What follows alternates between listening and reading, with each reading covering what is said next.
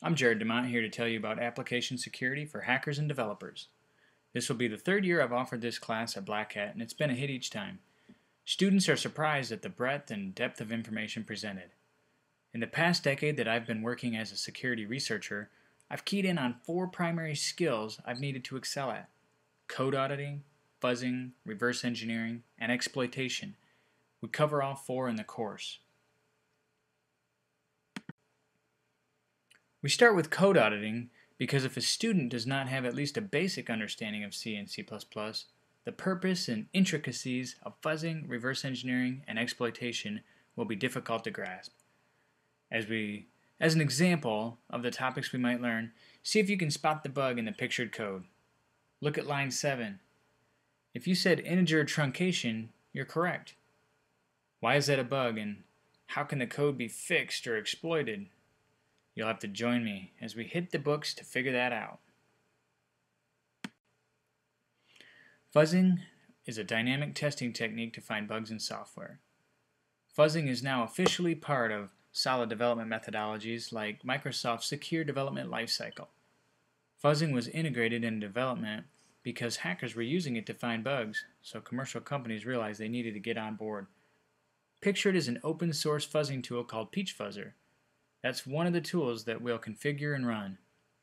And while a fuzzing tool delivers mutated data that may be improperly parsed or processed by the subject under test, we're using Safari as a target in this case for an example, Peach is monitoring exceptions, typically looking for a crash or a SegV. Suppose our fuzzing tool finds one or more crashes. How can we determine the nature and severity of those exceptions? Automated tools as part of the fuzzing process can help, but often at some point, developers or researchers must track down the bugs manually. Debugging is hard enough with the source code. Imagine understanding the true nature of complex bugs without the source code. That's the job of a reverse engineer. Here we picture the most popular reverse engineering tool in action, IDA Pro.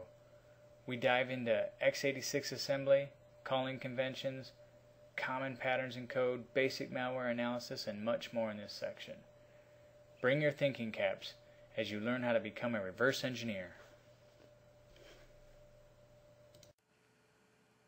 Now that we have found and understood a bug, what shall we do with it? If you're an exploit developer, you'll probably attempt to create a proof of concept or a full-blown exploit. If you're a developer, you'll want to fix the bug, though it may still be useful for development teams to see or create some sort of basic exploit so their peers can understand why the bug is as severe as claimed. Whatever your motivation, we dive into exploitation in this class. From writing basic shell code from scratch to landing exploits on BSD and Windows, you'll walk away with more exploit development skills than you expect. Hope to see you at Black Hat USA 2011 for another amazing year of training and conference.